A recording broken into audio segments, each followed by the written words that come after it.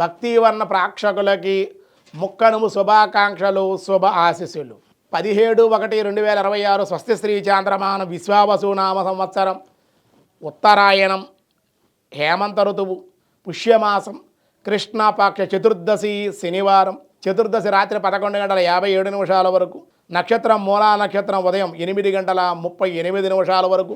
అనంతరం పూర్వాషాఢ నక్షత్రం ప్రారంభమైంది. వర్జ్యం ఉదయం 6:52 నుండి 8:38 వరకు. రాత్రి 7:03 నుండి 8:47 వరకు కూడా వర్జ్యాలు. దుర్ముహూర్తాలు ఉదయం 6:37 నుండి 8:06 వరకు. అలాగే సూర్యోదయం 6:38, సూర్యాస్తమయం 5:42. అమృత గడిలు తెల్లవారుజామున 5:28 నుండి ఉదయం ఈరోజు 6:51 వరకు అమృత గడిలు. రాహుకాలం ఉదయం 9 నుండి 10:30 వరకు రాహుకాలం. శుభ సమయం లేదు ఈరోజు. వ్యాఘాతం రాత్రి 10:05. భద్రకరణం ఈరోజు ఉదయం 11:06. శకుని రాత్రి 11:57. దినారంభ చక్రంలో ఈరోజు ముందుగా మేషరాశి. మాటలతో అవమానాలు, అందరితో విరోధాలు, శ్రమ అధికంగా ఉంటుంది. మాట్లాడేటప్పుడు కొంచెం జాగ్రత్తగా మాట్లాడాలి. ఈవేళ వృషభ రాశి వారి మానసిక విచారం, కుటుంబ వ్యవహారాల్లో వ్యతిరేకతలో ఉండే అవకాశం. మిథున రాశి వారి విశ్రమంగా ఉంటుంది. అధిక ఖర్చులు, ధనమునకు కొంచెం ఇబ్బంది పడే అవకాశం ఉంది. కర్కాటక రాశి వారి దైవ కార్యాల్లో పాల్గొనుట, కుటుంబ ఆనందం. సింహరాశి వారికి అధిక శ్రమతో పనులు పూర్తి, ధన వ్యయ సూచనలు ఉన్నాయి. కన్యారాశి వారు నమ్మిన వారే మోసం చేయుట, అది మీరు మోసం చేయడం కానీ మిమ్మల్ని ఎవరైనా మోసం చేయడం కానీ జరుగుతుంది. కొంచెం ఇచ్చిపుచ్చుకునే వ్యవహారాల్లో ఈరోజు జాగ్రత్తగా ఉండాలి. తులారాశి వారి కుటుంబం వారిలో అనారోగ్య సమస్యలు, మానసిక విచారము, ధన వ్యయము. వృశ్చిక రాశి వారు ఏ పని పూర్తి కాక విచారం, రుణములు చేసే ప్రయత్నాలు. ధనుసు రాశి వారి వివాహాలు, శుభ ప్రయత్న అనుకూలతలు, బంధువుల రాక ఆనందాన్ని ఇస్తుంది. మకర రాశి వారి కుటుంబంలో విందు వినోదాల్లో పాల్గొనే అవకాశం. కుంభరాశి వారి బంధువుల యొక్క కలయిక, వృత్తి వ్యాపార లాభాలు. మీనరాశి వారి అనుకోని ప్రయాణాలు, కుటుంబంతో సహా విందు వినోద ప్రయాణాలు ఆనందాన్ని ఇచ్చే అవకాశం ఉంది. ఈరోజు నిన్న కనుము, ఈరోజు మొక్కనుము. ఈ మొక్కనుము రోజున వ్యవసాయక పండుగ అన్నారు. భూదేవి గదిని మనకు అంతా ఆ జాత మనకు ఉండే పొలం వ్యవసాయం. చాలామంది వేళ పొలాలన్నీ కూడా వ్యవసాయం అంతా రియల్ ఎస్టేట్ చేసేస్తూ ఉన్నారు. అలా భూములు అమ్ముకోకూడదు. ఈవేళ లక్షల రూపాయలు వస్తున్నాయి కదా అమ్ముకుంటే, కోటి రూపాయలు వచ్చినాయి కానీ రేపు తర్వాత మీకేం మిగలదు.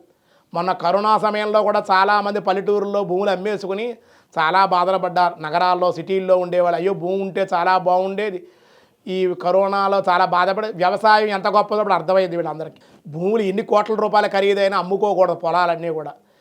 రైతే ఈ దేశానికి రాజు. ధాన్యం లేకపోతే ఏం తింటారు? ఈ పిజ్జాలు బర్గర్లు తిరిగి బతికేస్తారా ఏంటి? కాబట్టి మనకి భూమి అనేది ఉండాలి. భూమాత, భూదేవి అనుగ్రహం ఉండాలి. భూములు అమ్ముకోకూడదు, వ్యాపారం చేయకూడదు. భూమిని కూడా ఎవరికి ఎంత కావాలో అంతే కొరకు విపరీతంగా 4 ఇల్లులు 10 ఎకరాలు 20 ఎకరాలు ఎవరు కొనుక్కోకూడదు. మనకి ఎంతవరకు ఉపయోగమో అంతవరకునే కొనుక్కోవాలి తప్ప మనకు ఒక ఇల్లు అవసరం లేదా 2 ఇల్లు అవసరం పిల్లలకు, అంతే. 4 ఇల్లులు 5 ఇల్లు అద్దెకి ఇచ్చేయడం అట్లా చేయకూడదు. కాబట్టి భూమిని గౌరవించి మనం పండించే పొలం దగ్గరికి వెళ్ళి అక్కడ ఒక ధ్వజం పాతాలి. జెండా అని పాతి, హనుమధ్వజం పాతి, పసుపు కుంకుమ వేసి కొబ్బరికాయ కొట్టుగా పంటకి ఆ భూదేవికి నమస్కారం చేసుకుంటే ఆవిడ కృతజ్ఞత ఉంటుంది. ఎందుకంటే కృతజ్ఞత తెలియజేసుకుంటూ అవుతుంది.